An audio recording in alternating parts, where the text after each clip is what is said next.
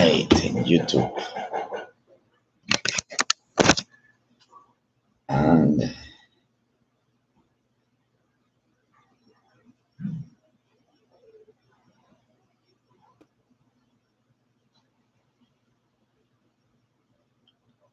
all right. In Instagram.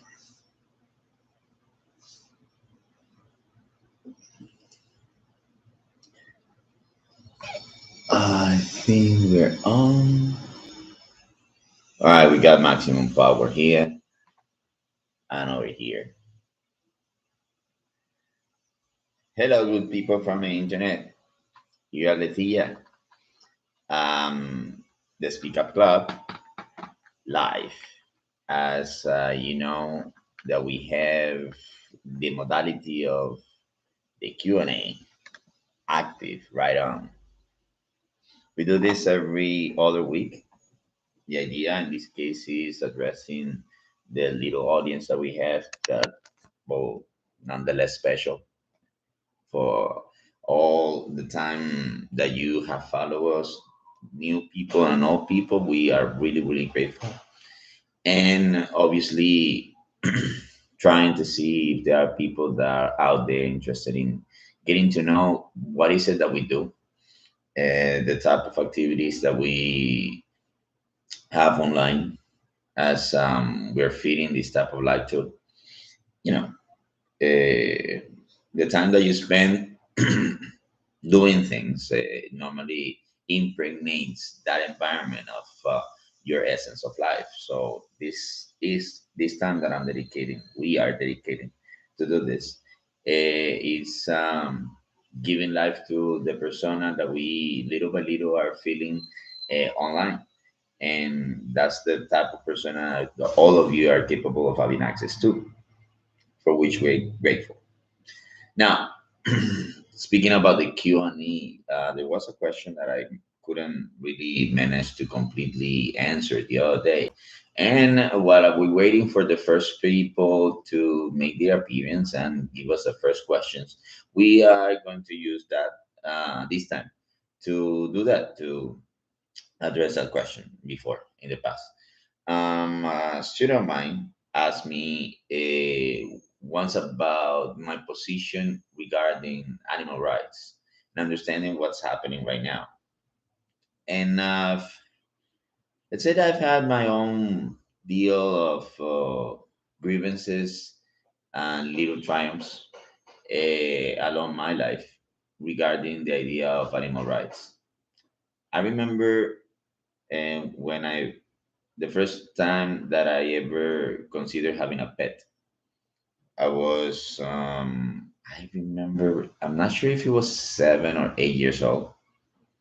At the time, we were living in the outskirts of Maracaibo in Venezuela and in a rural area. And for some reason, I got access to a puppy of a newly born puppy, and they were giving away all the siblings across the different lands that were nearby. Apparently, this dog was deer for some reason. Anyway, and I got to get the female dog, and I was so happy. And I called her Lydia. I'm not sure, and I didn't know afterwards that then I had a cousin whose name was a little bit similar. So I probably must have heard it somewhere and considered it a good name for family. So I got this little puppy that I thought I was taking care of. And suddenly I realized that my mom had already negotiated giving away with some other family. So I only had her for about a month. And then, of course, they got rid of her. Well, they gave her away. But I felt like it was more than they got rid of her because apparently my mom was not really fond of having dogs around the house, though we had a lot of space because we were living in a rural area. I really never quite got that. There were all the different type of animals around, but we couldn't keep a dog. Was it because of me? Maybe because I was just too little to really look after the dog. Who knows? Maybe that was the case, but either way, it was a situation that um, made me have my first experience at not, a little frustration of not being capable of taking care of an animal and not really knowing what will happen of it afterwards because I had no idea. Later on, I found out that she was actually living in another farm around the area. But I really didn't see her again, so I could not really tell.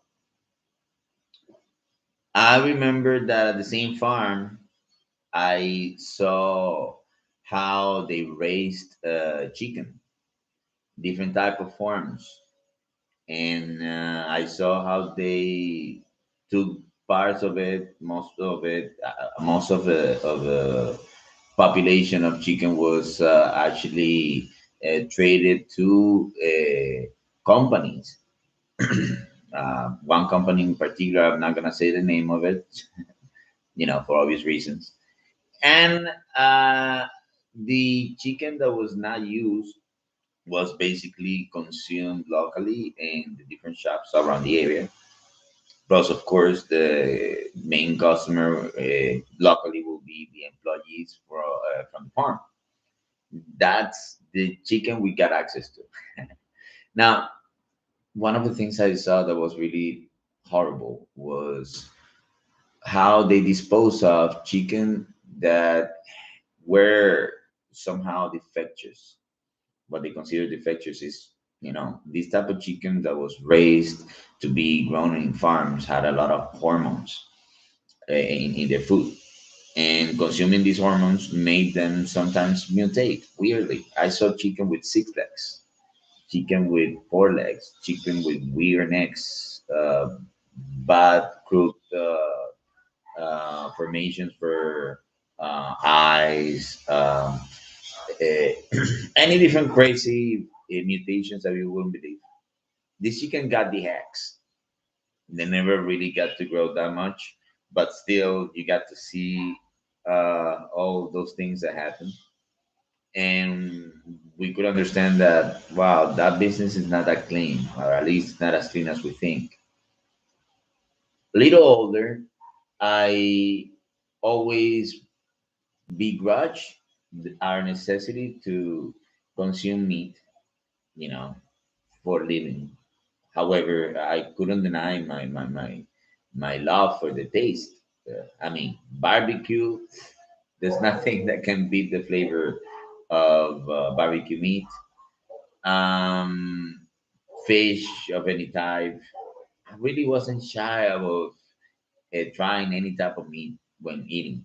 But the fact that I knew that animals had to be sacrificed for me to get to enjoy such dishes was always something that had that weighed on my head. Not, let's say, in my teenage years, not so heavily, but when I entered university, I started to consider the idea of vegetarianism, and I actually did manage to live for a time as a vegetarian. Not completely a vegan though, but yes, as a vegetarian.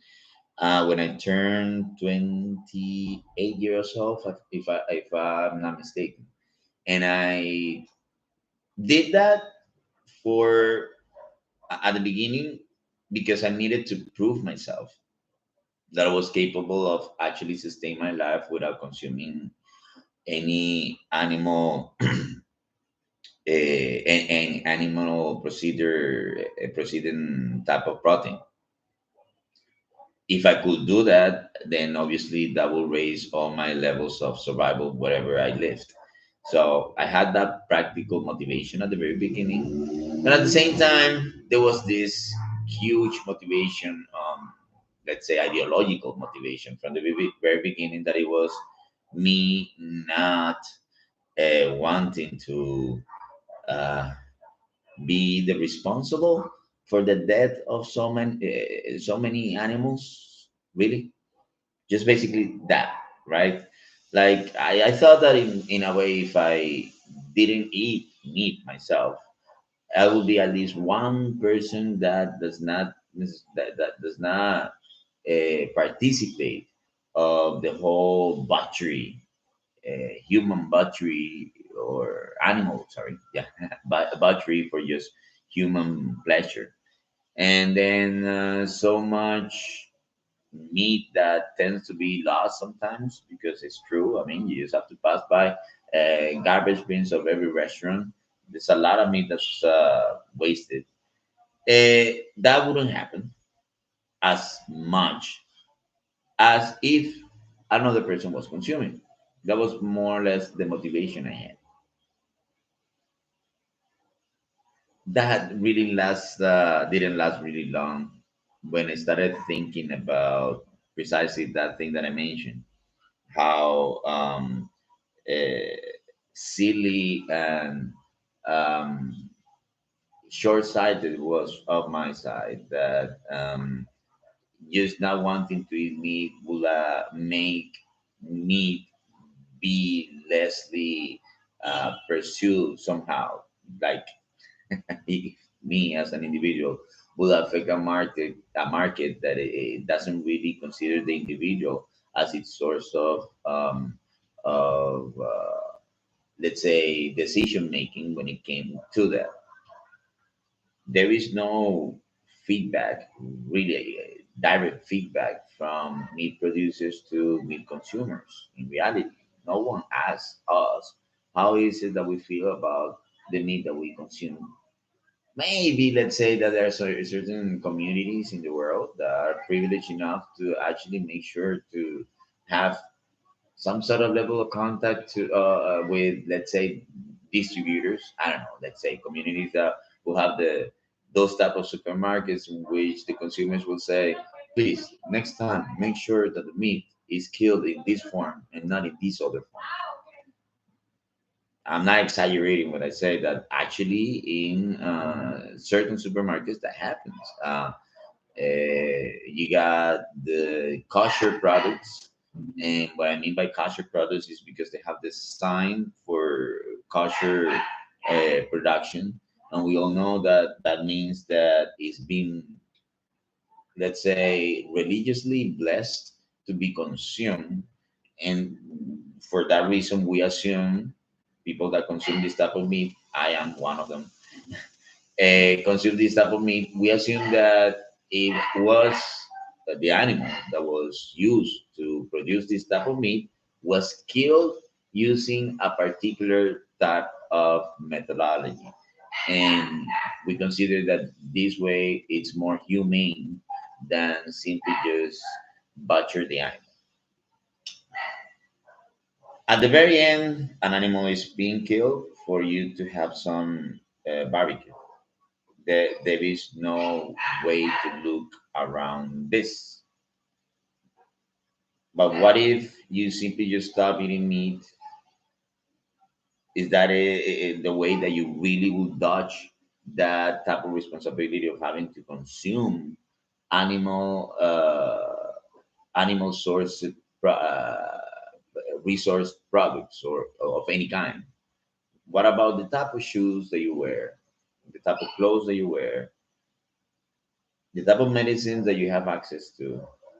All of it is tainted with life, not to say directly the blood, although it might be in some cases, but with the life of animals. Animals that apparently their lives aren't as worthy as our lives, at least not enough for them to keep their own while we keep our own. No, we need to keep our own by taking off theirs. We are constantly being absorbing life force of animals throughout our lifetimes. I mean, if you think and believe in karma, you need to consider that. And some people, I mean, those that consider themselves being totally vegetarian will have to really know that if they want to be completely out of any level of responsibility, direct responsibility towards the life of animals, they will have to renounce to quite a lot of different things, including medicine. And how can you control whatever other different type of ingredient of the whole material that is used to produce all the different things that we use in terms of, all the way from our clothing, food, technology, etc., etc., etc. We have always depended on animals. We have always depended on nature.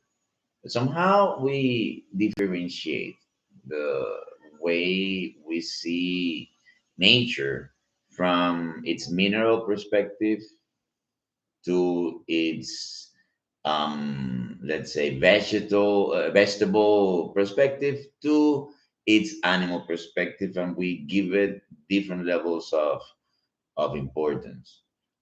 I guess that for a person that really perceives life for what it is, eating lettuce, eating a mango is pretty much the same thing as eating a bunny or eating chicken.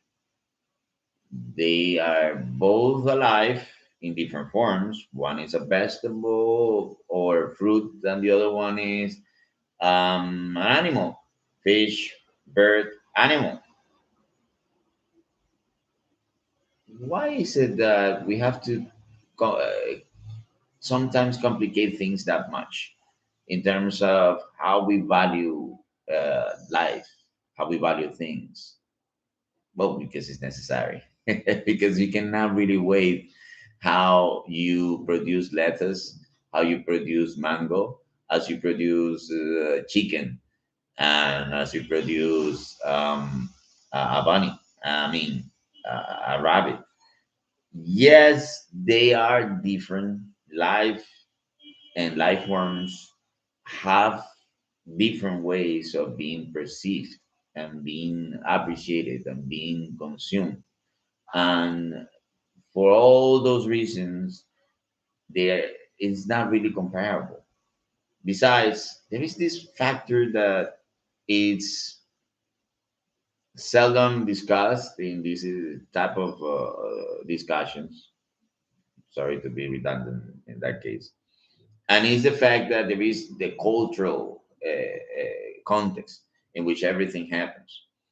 There are ways of living, culturally speaking, that they completely develop all around a way of addressing some type of tradition, that normally this type of tradition is or consists of a type of animal dependency.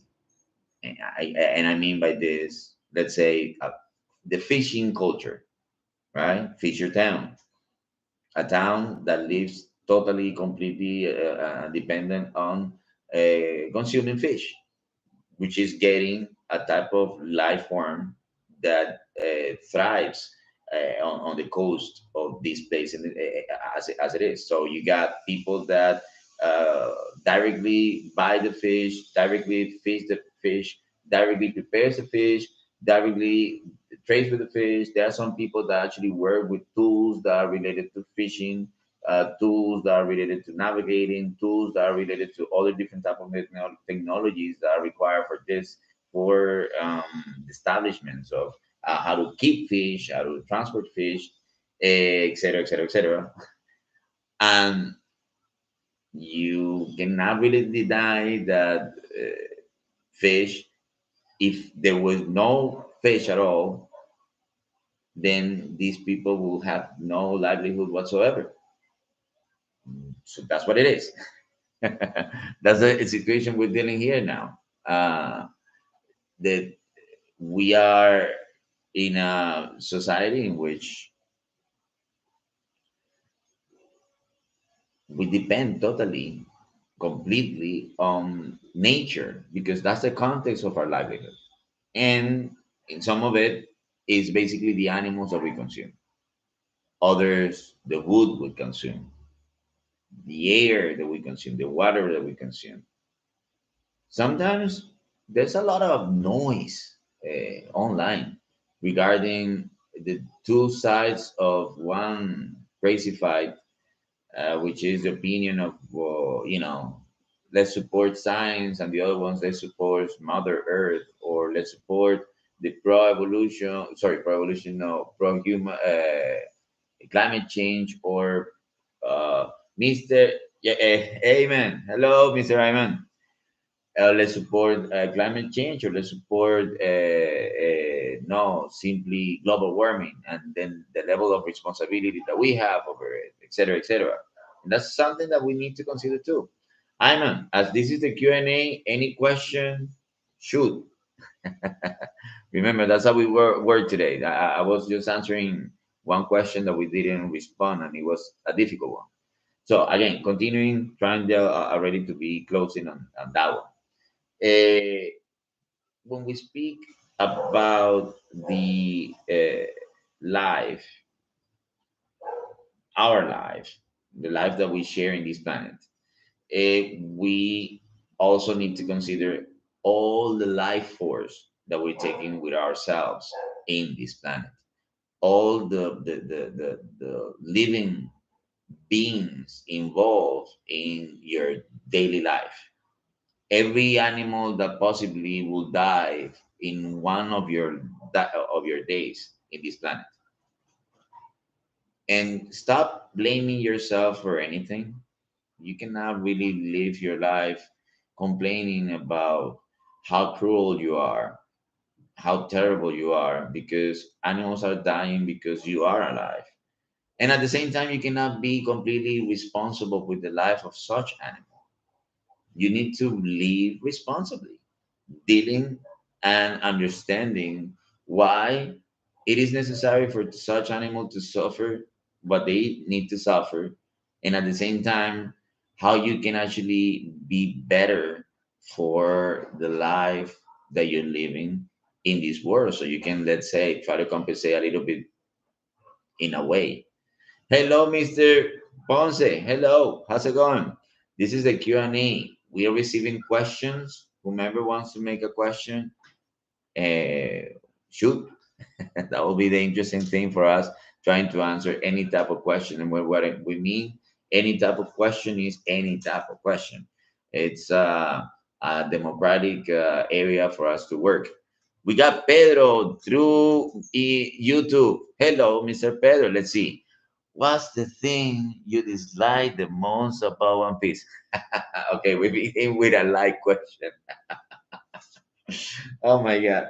What's the thing that I dislike the most about One Piece? Well, I guess the temporality in which the story has taken place. I mean, I've been watching and reading One Piece since 2009. Yeah, 2009.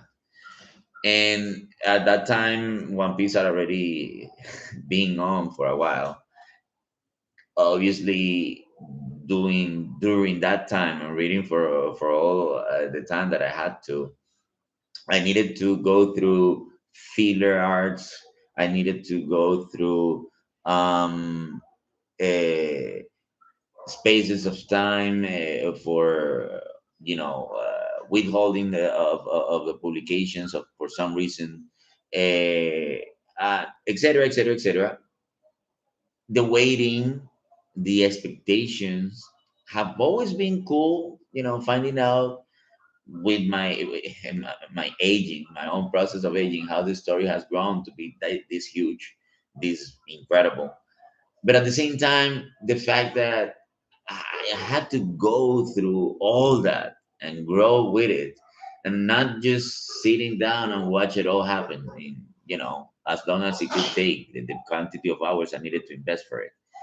It has been years of my life. Pedro, that's, I think the temporality will be the only thing that I really, really dislike about One Piece, because it's taking so long. I really, really want to have the chance of watching the end of it. in my lifetime, and apparently it's getting close to it. But I'm really afraid that with the way the world is going, anything can happen, and possibly we'll have the situation of what happened with Berserk, that the author of Berserk didn't make it, and the story ended up in a situation that, oh my god, now the editorial company decided to continue the story, and it just made a turn that I'm not sure if it is the best. It is, well, I'm changing the story of One Piece to Berserk. You should check Berserk whenever you have a chance. But yeah, I guess that's an issue to consider, Pedro, that in terms of the temporality. The temporality of whatever you watch lately becomes a problem because obviously it affects the way in which you interact with that thing that you're appreciating, the type of media that you're consuming. Right now, in this generation, people are heavily invested on TV production, though we don't watch TV anymore. What I mean, watch TV is like, it's not like in the past that TV was on and you basically depended your entertainment and TV depended on the schedule that was already set by the TV programming in the channel, whichever channel you watch. If it was the original national channels back in the 80s and some of the 90s, it was a fixed type of programming throughout the day at night. And if it was cable, later on, the 2000s, 2010s. So basically, it was more specific according to seasonal television programming. Today, you don't care really about what's on TV because whatever you want to watch, whenever you want to watch, there are means for you to watch it at the time you want to. So, of course, that puts heavy. Heavy pressure and demand of whatever you want to. Diego, hello, sir. Remember, this is the Q&A. Whenever you have a question, ask. So, okay, what I was saying, the demand that it had on you was obviously more on uh, content production, and for that reason is where you have so much to watch. You have so much to watch on shows themselves, and then the commentary that any show produces. If we analyze the fact of One Piece, for instance, uh, there is so much for you to watch about One Piece. I mean, you just have the manga as a main source, but then you got the anime if you want to see some of the source being played like almost live, because what the movement does in the anime. And in the last years, the production of the anime has been just boosted to the 1000%. And obviously, you get to enjoy that too. But then you have the whole content produced in the commentary. You can read it, you can watch it in YouTube. You have now TikTok and other different type of media that I don't even know. I'm all people. I just get to YouTube and Instagram. I don't know all the others. I really don't have the time to dig on TikTok. Really don't have the time, and I don't think I will have the patience. And that's the reason why, because there's so much, so difficult for you to get into a new thing if that thing is that long. So many people ask me for recommendations. What's your best story to read? And I always say One Piece, of course.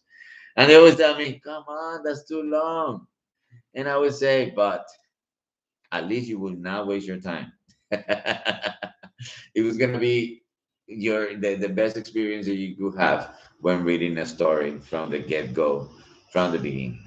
And well, guys, the cool thing is that if you have the chance of binging it in any way of the media that you consume, it's awesome. Me, I'm updated to the last thing, and I have to wait week after week, week after week, with hiatus and other different things. My wife is the one that suffers the most But that's a different story. All right, people, let's see. Anyone questions? Questions, come on. There's people here online. Tell me, any question is gonna be awesome for us because the idea here is that we don't just enclose the conversation towards just simply one topic. Remember that the idea of this space is we are giving us a chance of interacting with our audience and offering a service of having the chance, making the opportunity of you thinking with us. That's why basically your questions are important because any question that you have, we try to process it and give you the best answer possible. And as we said before, two heads think better than one. So let's see. Ayman. All right, I have a question by Mr. Ayman. Let me see. Let me see if I can read it better. Mister, how do you think someone can acquire problem solving skills? Ah, my friend. You're asking a good question, my friend. Problem solving skills. You're speaking about the way in which you build yourself, and that's basically what you are meaning by having those type of skills. Problem solving skills is building yourself up, being ready for whatever is coming to you. When I was a kid, and speaking about TV, there was this TV show called MacGyver, and this guy was incredible.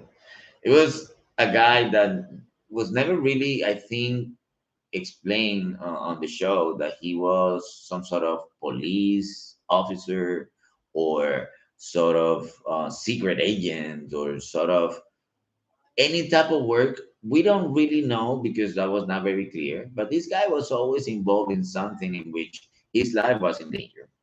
And for that, for any reason, he had to survive with whatever was around him. So it was like Survivor, but as a TV show. And in the TV show, he basically pulled out things that were really crazy by using the laws of chemistry, physics, and mathematics. So he put really quick and quirky ways to use instruments that we don't know to make bombs, to make pumps, to make engines, to make any type of device that would allow him to survive in a given situation. And obviously, me and my friends, whomever watched the show, were always looking like, no, MacGyver, really? So it was like a meme that whenever you pull out something that was very unexpected with the really insightful tools and uncanny conditions, you would say, well, that was a MacGyver. So yeah, this idea of a person that is capable of resolving anything, it just makes you consider that being extra resourceful is that person has that skill, the problem solving or problem shooting skills. And I guess my growing up it gives you that in a way. I mean, the more experience you have with everything, the more problems you deal, and of course the more skills you develop, because as you have to face those skills, you need to get the strategies. Now of course, not every person is prepared to develop skills. What is to develop a skill in itself? See it like this. The other day, I gave you guys the example of an Android, and I explained that we humans are really like androids, thinking really careful about what an Android is. And the Android is basically a device that works with a very flexible operative system. It uploads and downloads applications. These applications are used and mastered, or simply not used and left on the most, let's say, primal stage. Because if you never use it, you never really master it. Those people that are experts are people that have a set of apps skills that work together in a, let's say, in the perfect unison in order to produce synergy that make them be really productive on one side. Some are multiple accessible in things that are, let's say, related to, I don't know, let's say making money. Like there are people that are really skilled at doing that. They venture themselves into whatever thing that they can, but always with the objective of producing money, and they manage to make it. But at the same time, while they do that, they are really careless in other aspects of life. And some of them actually complain about this, like, oh, I have lots of hours dedicated to me producing money, and on the other hand, my wife is leaving me because she says that I don't have time for her. That happens, right? Not only the wife, actually children suffer if they get children. No wife, children, or any other human connection. Sometimes that happens, and I'm not saying it's a law that a person that is quietly productive when it comes to making money is necessarily terrible with their families. I'm not saying that. I'm using that as a simple example. There are many different ways in which you are really great at resolving a bunch of different things and not so great at other simple, apparently, things. Now, how do you do to be like an integral, overall, all rounder, well versed in every area possible that you can? Well, I said experience. Without experience, you cannot really know how to deal with problems. Not every person has the same way to approach a problem. Without experience, you will not really know how you will deal with problems. So, yeah, you can investigate from the experience of others when dealing with a problem, but at the same time, you're gonna have to leave the problem in itself. So, Iman, the best way is doing it. Little by little, my friend. Little by little, getting to know about stuff, even if it's stuff that is not so easy to get to know. And I know what probably is troubling you, because obviously you say, okay, how do I get experience of stuff that is not easy to get experience to? I know, I know. Um, for now, one good thing to do is obviously read about it. Reading about it is better than not knowing anything at all. Then after you read about it, after you investigate a little bit and see how you can actually get the safest way to see or to face the situation that you want to confront. Now you probably say, but it's trouble. How do I approach the trouble? Whoa, there are many different ways in which you approach the trouble. Like doctors, doctors don't get sick to understand diseases, but they get to see how diseases work by investigating how it happens in other people. So getting to know people is one of the best ways to get to know about lots of trouble that you can acquire, that you can face. Know people. That's a good one. Let's see. We have another person. Questions. Remember, we got Diego, we got Mr. Ponce, we got Mr. Ayman, we got Mr. Pedro. All right, guys, come on. Let's see. Another question will be cool. What other things that we can say? But that question was really really cool, Mr. Ayman, because you know right now you guys are gonna be facing trouble, lots of trouble of many different kinds, and at the same time, much of those in a way they're not really trouble that come to you out of nowhere. Sometimes they simply become trouble in the way in which you perceive them, because sometimes we just are not, let's say, practical. Sometimes we're not practical enough when understanding that a challenge is not necessarily trouble. a challenge is always an opportunity. There is the saying of crisis is basically crisis. Every type of crisis is an opportunity to growth, an opportunity to get stuff. And investors internationally will always agree on the same idea that whenever someone is saying that there is a crisis in a particular market, well, there are so many different opportunities to make money.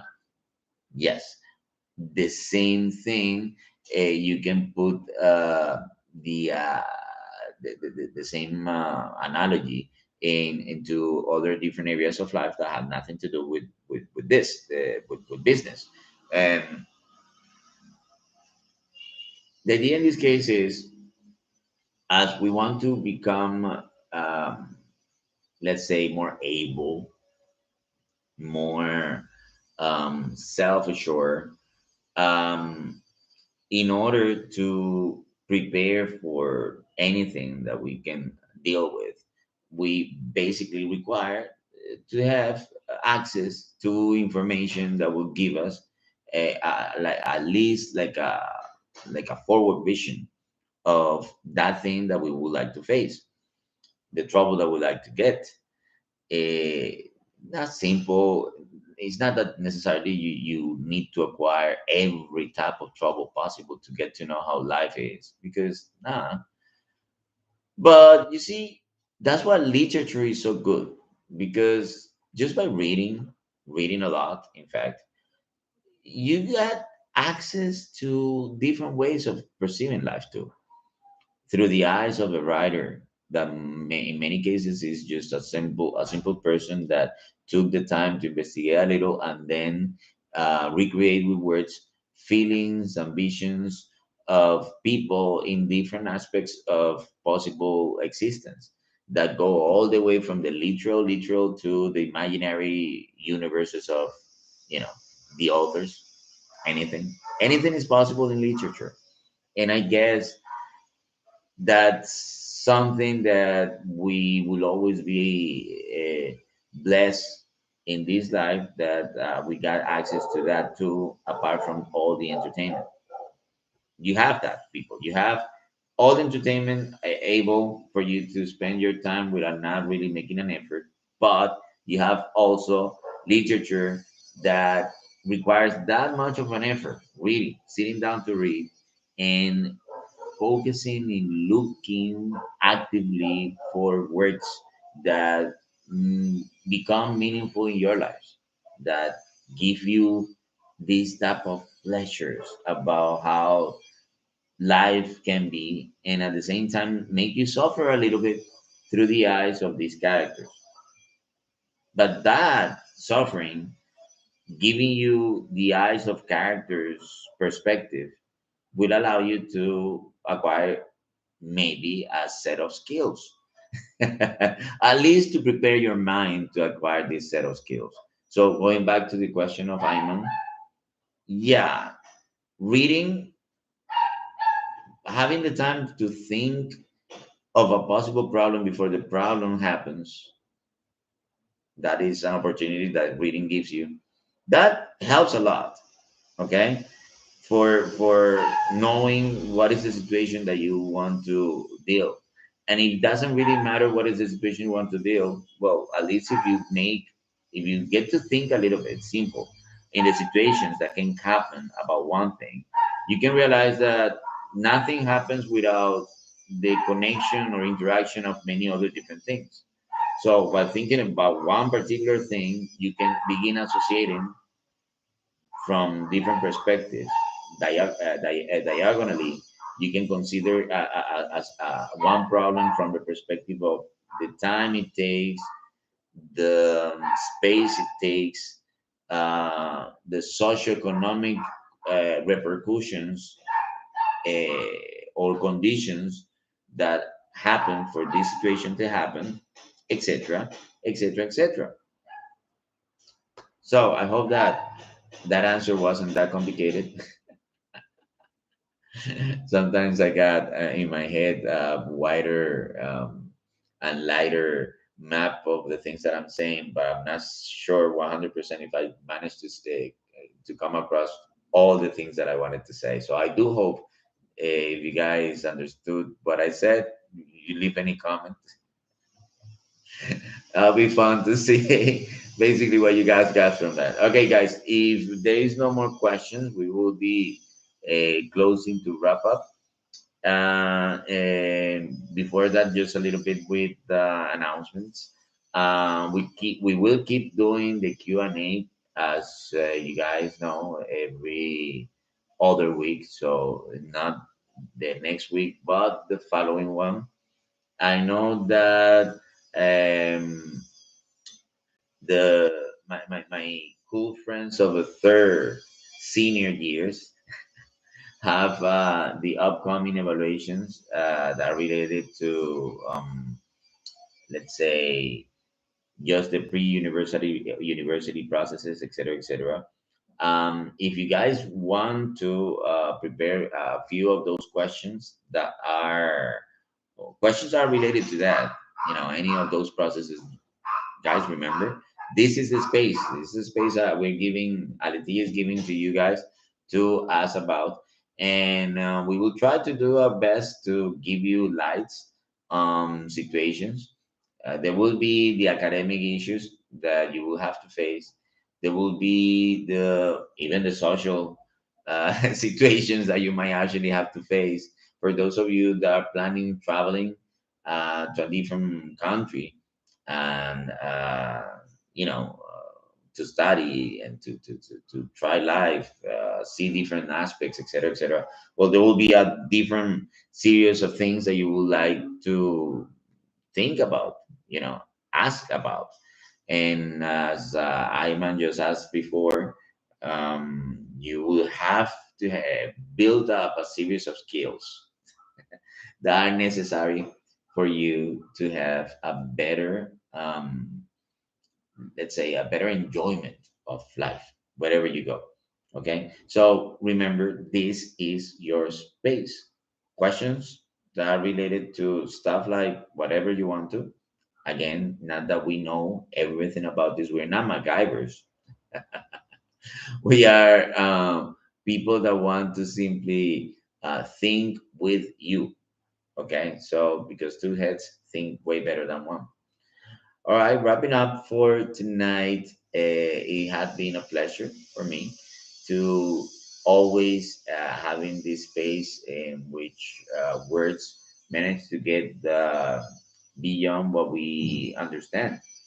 I'm so proud from some of the people that I am seeing tonight in this room. The fact that you guys managed to make it all the way far enough to manage to follow a conversation as the type of rambling conversation that I'm having is great. So good. I have some students that began from zero here and now are way better than what I expected them to be in the shortest time possible. I'm really glad.